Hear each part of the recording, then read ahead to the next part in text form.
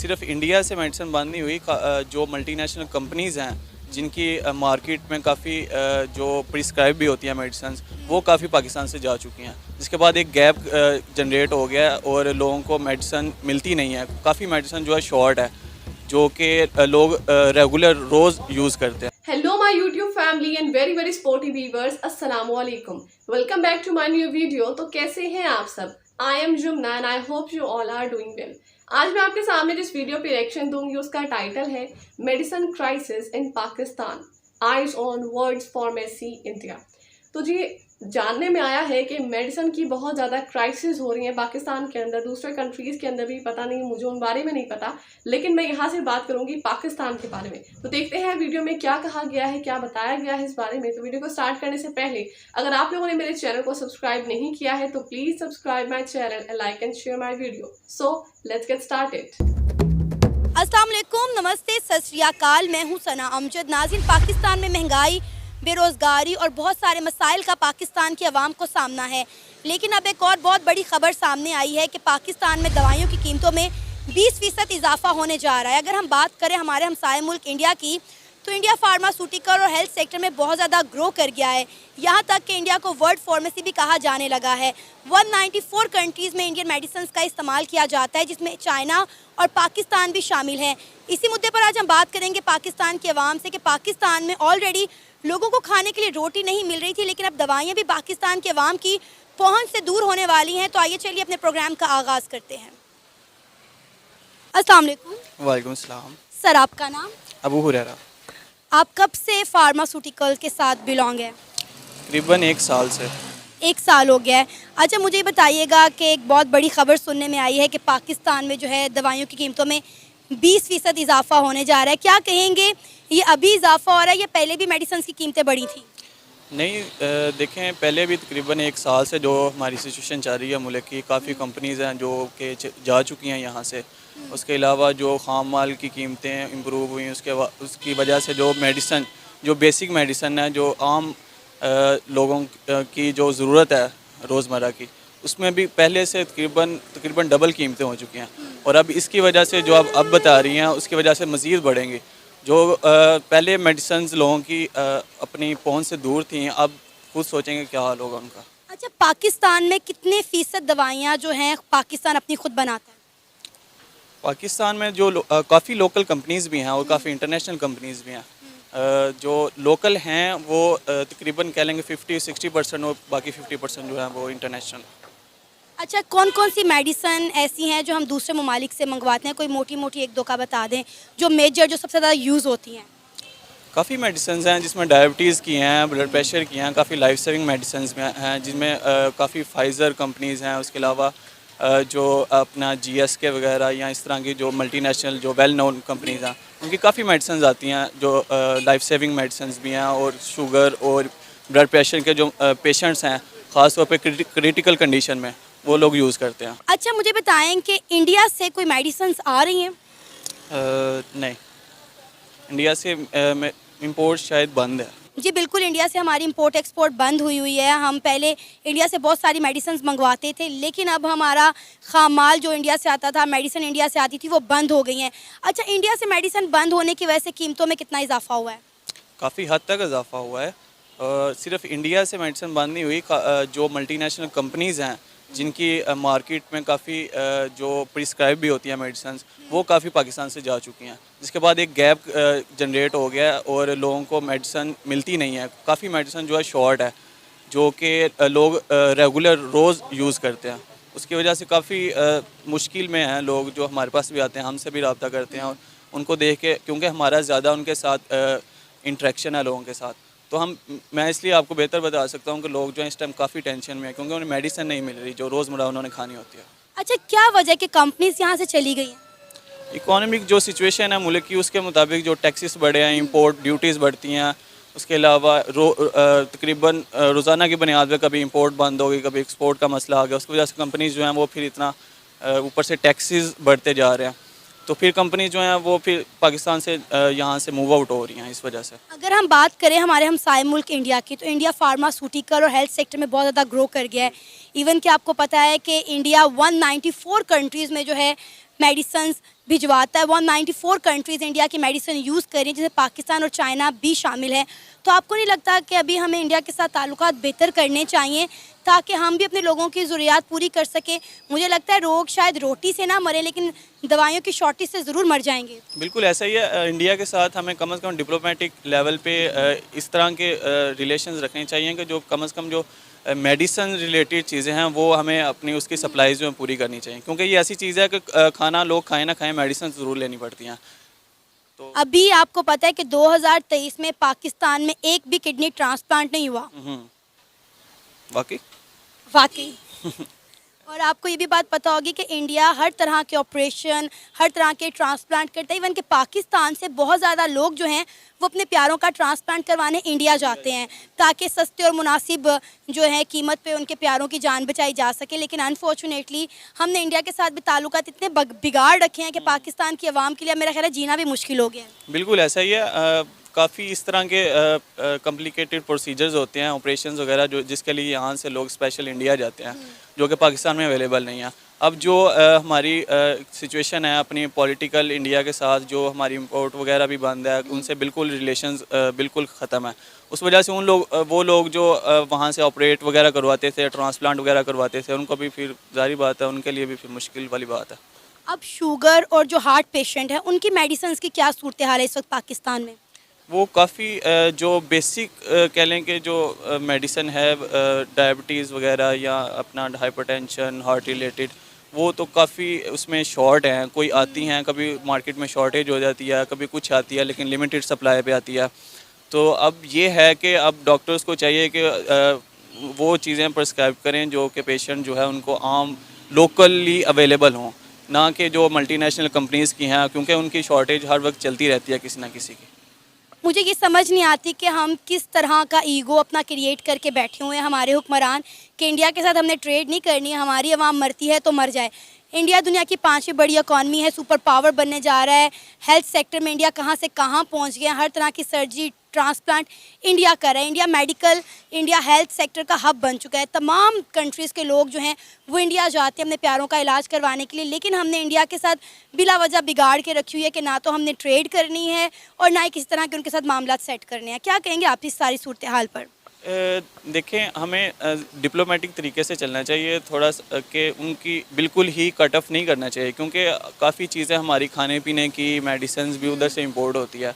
अब लोगों को भी देखना चाहिए, गवर्नमेंट को, कि हम इस तरीके से उनके साथ रिलेशन रखें। ठीक है, बाकी इख्तलाफात अपनी जगह, हमारे उनके साथ कन्फ्लिक्ट्स हैं, उनको डिप्लोमेटिक लेवल पे अपनी आवाज़ उठाएं, उनके ख़िलाफ़ जो है ना जो उन्होंने मुज़ाकरात वगैरह हैं वो चलते रहे। लेकिन जो अपना मेडिसन रिलेटेड या फूड रिलेटेड चीज़ें हैं, उनमें इनके साथ ऐसे रिलेशन बनाए जाएँ कि कम से कम इनकी सप्लाई ना रुके, या कम से कम इतना करें कि अपने मुल्क में अगर हम कैपेबल हैं इन चीज़ों को बनाने की, तो फिर या तो इधर अपनी कैपेबिलिटी बनाएं, नहीं तो फिर कम से कम ये इंपोर्ट इसकी जो है इसकी सप्लाई को जो है ना बेहतर करें। सर आपका नाम? राना नीस अहमद। सर आप कब से फार्मास्यूटिकल का काम कर रहे हैं? 25 साल हो गए, 25-26 साल। 25-26 साल हो गए हैं। अच्छा सर, मैं आपसे ये जानना चाहती हूँ कि पाकिस्तान में कितनी % जो है दवाइयाँ हम लोग खुद मैन्युफैक्चर करते हैं? तकरीबन 60% से भी कम परचेज, यानी हम खुद बनाते हैं। बाकी सारा राम डीलर तो बाहर से आता है। बाहर से कहाँ से? बाहर के मुल्कों से परचेज करते हैं ना हम। ज़्यादातर कहाँ से आता है? यूरोप कंट्री से या अरब कंट्री से। सही। अच्छा सर, खबर एक बहुत बड़ी निकल कर सामने आई है कि पाकिस्तान में 20% जो हैं दवाइयाँ महंगी होने जा रही है। क्या कहेंगे आप? ये तो डेली 20% महंगी हो जाती है। आप एक रोज़ाना की बात करते हैं, जब या कुछ चीज़ सेल करते हैं नई परचेज आ जाती है। कुछ चीज़ आज सेल की 100 रुपये की, कल 120 की खुद ही आ रही है। ये तो डेली वेजेस का काम हो रहा है। अच्छा सर, पहले ही पाकिस्तान जो है अपनी तारीख के बदतरीन मौशी बहरान से गुजर है। लोगों को खाने पीने की चीज़ें खरीदने में दिक्कत हो रही है। अब दवाइयों की भी कीमतें इतनी बढ़ जाएंगी तो मरीज़ क्या करेंगे? मरीज़ के पास पैसे होंगे तो खरीदेंगे ना।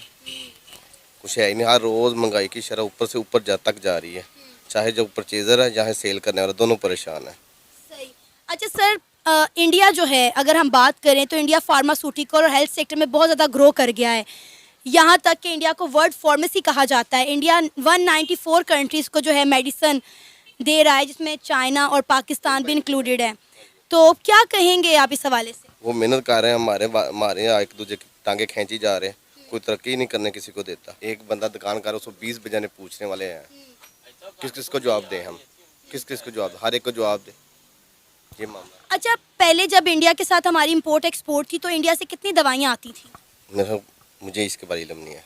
सही। खाम माल भी आता था? हैं?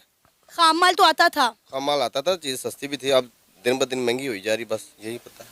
अब ये तो मामला तो जो खाम माल खरीदते उन्हें पता होगा, सही सही। जो मैन्युफैक्चर करते हैं वो बताएंगे, हम तो सेल करने वाली सेल बात बताएंगे ना।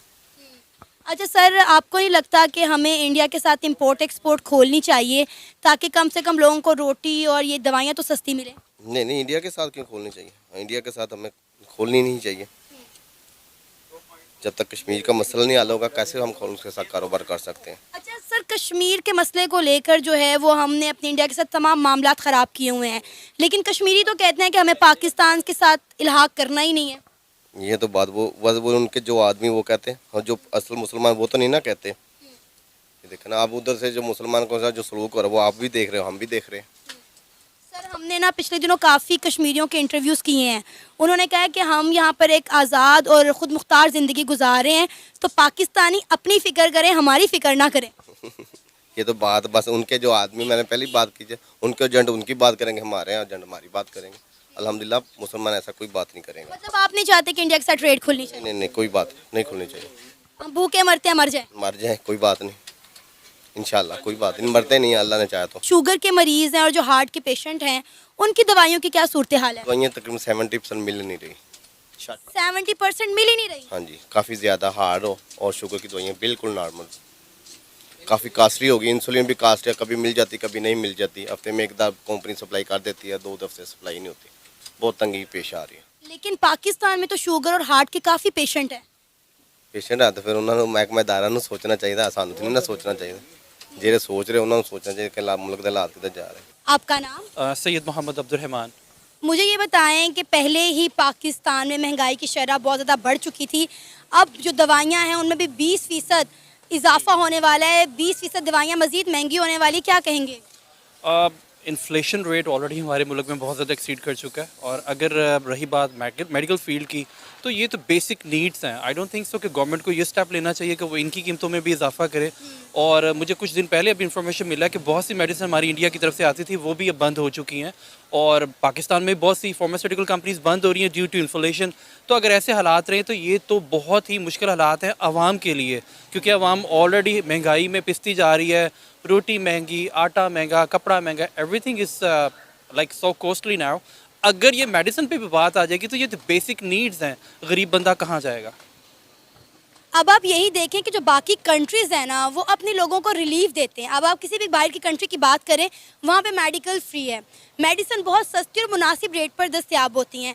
यहाँ पर आप देखें कि पैनाडोल की जो गोली है वो नायाब हो गई है, नहीं मिलती। आपको मेडिकल स्टोर पर जाएं तो आपको एक पत्ते से ज़्यादा दूसरा पत्ता नहीं देते। जी बिल्कुल ऐसे ही आपने बिल्कुल सही कहा। मैं पहले यूके एम्बेसी में जॉब कर चुका हूँ और मुझे काफ़ी नॉलेज है अब्रॉड का। लाइक नॉर्वे एक यूरोप का कंट्री है और वहाँ पर ये स्कैंडिनेवियन कंट्रीज़ में से एक है। उसमें 50% आपकी जो भी इनकम होती है वो टैक्स में डिडक्ट कर ली जाती है। क्यों? क्योंकि 50% आपसे जो डिडक्ट किया जा रहा है आपकी सैलरी में से, आपकी इनकम में से, उसके एवज उसके रिप्लेसमेंट में वो आपको मेडिकल फ्री देते हैं, ट्रांसपोर्ट फ्री देते हैं और आपके बच्चों को तालीम फ्री देते हैं। हम यहाँ पे टैक्सेस ऑलरेडी बहुत ज़्यादा भर रहे हैं। मैं हरगिज़ ये नहीं कह रहा कि हमसे और टैक्सेस लेने, नो नो नो। आवाम ऑलरेडी टैक्सेस के बहुत बड़े बोझ के नीचे दबी हुई है, लेकिन अगर हमसे टैक्सेस लिए जा रहे हैं तो एटलीस्ट उनको सही वे में यूटिलाइज़ किया जाए। अगर यही हमें सब्सिडीज़ मेडिकल फील्ड में दे दी जाए दवाइयों की सूरत में या इलाज की सूरत में, तो ये बहुत ही बेनिफिशियल एक स्टेप होगा गवर्नमेंट की तरफ से आवाम के लिए। अच्छा, अगर अब हम बात करें अपने सरकारी अस्पतालों की, तो आप उनकी हालतें देखें, वहाँ पर इतनी लंबी लंबी लाइनें होती हैं और अब तो लोग वहाँ पर जाकर अपने प्यारों का इलाज करवाना मुनासिब नहीं समझते। 2023 में एक भी किडनी ट्रांसप्लांट किसी भी सरकारी अस्पताल में नहीं हुआ। आप यकीन करें वहाँ की सूरत हाल ऐसी है।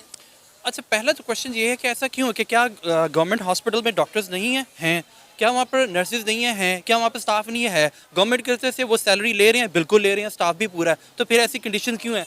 ये एक सिस्टम का पूरा जो फ्लॉ है, ये एक सिस्टम की वजह से डॉक्टर्स गवर्नमेंट हॉस्पिटल में जो जॉब कर रहे हैं और गवर्नमेंट से जो पैसे ले रहे हैं, तनख्वाह ले रहे हैं, सॉरी वहाँ पर इतनी अच्छी परफॉर्मेंस नहीं दे रहे, लेकिन जब यही बात उनकी प्राइवेट हॉस्पिटल्स और क्लिनिक्स में आती हैं तो दे परफॉर्म वेरी वेल। ये पूरा सिस्टम एक बनाना पड़ेगा और गवर्नमेंट को चाहिए कि इसका एक पूरा सिस्टमेटिकली सीन होना चाहिए, बिल्कुल एक कैटेगराइज होना चाहिए, ताकि ऐसी प्रॉब्लम्स आम आवाम को फेस ना करनी पड़े।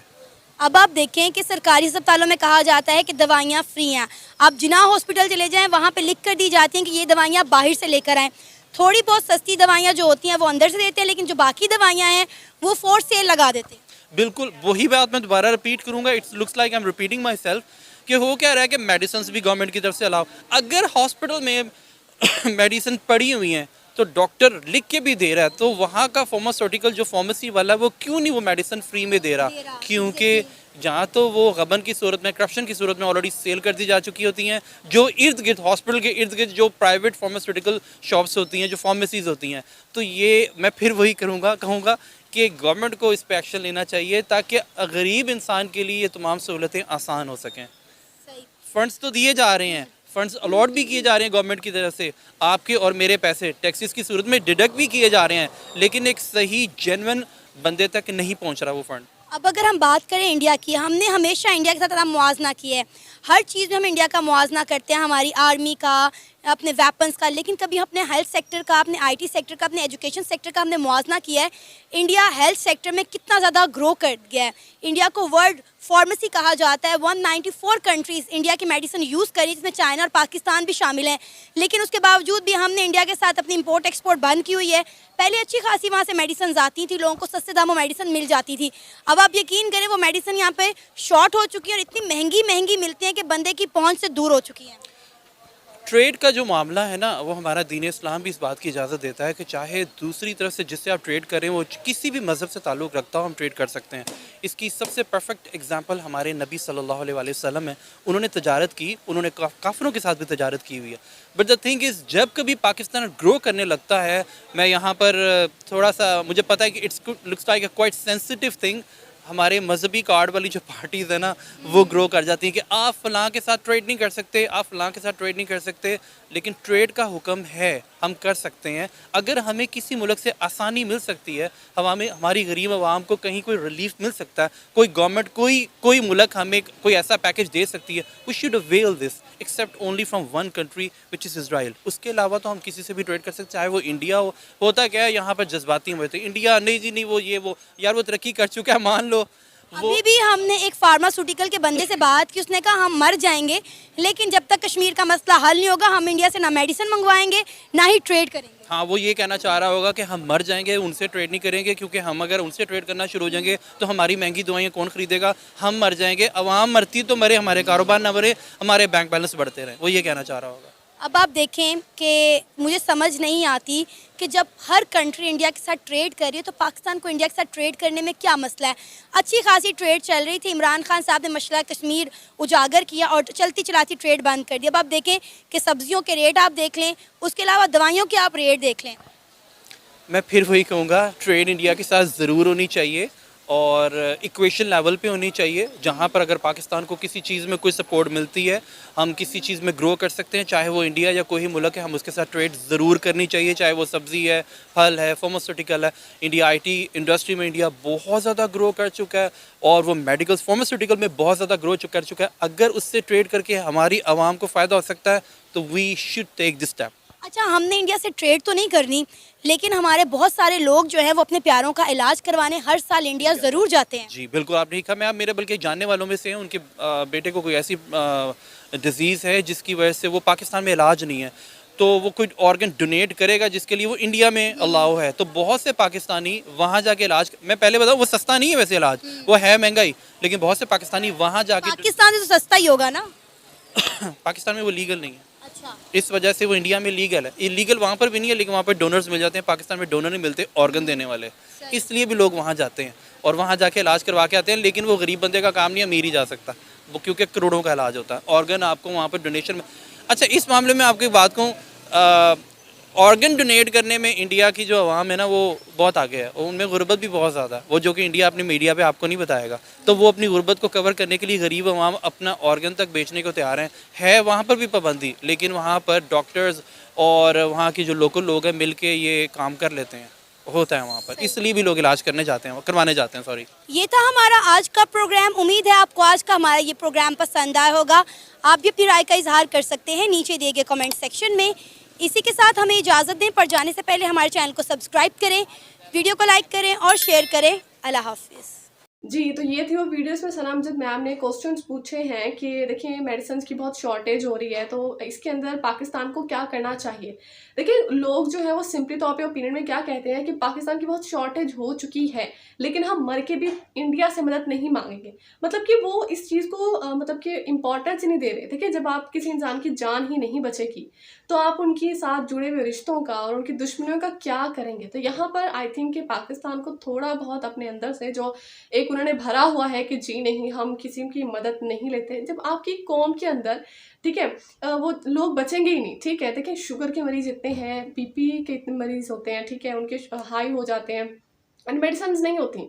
इंसान जो है वो दिन में 3 टाइम का खाना छोड़कर 1 टाइम का खा सकता है, पर मेडिसिन एक पेशेंट है, ठीक है शुगर का मरीज है, उसके लिए मेडिसिन लेना कितना ज़रूरी होता है। तो यहाँ पर आई थिंक पाकिस्तान को ना डिप्लोमेटिक तरीके से ही इंडिया से अपने रिलेशंस दुरुस्त रखने चाहिए ताकि वो अपनी नेसेसरीज अपनी नीड्स को ठीक है वो पूरा कर सके। यहाँ पर किसी भी चीज़ का आपके दिल के अंदर ये नहीं होना चाहिए एज सच आप एक इकोनॉमी के हिसाब से अपने रिलेशंस बना कर रखें, तो ये बहुत ज़्यादा बेस्ट तरीका है।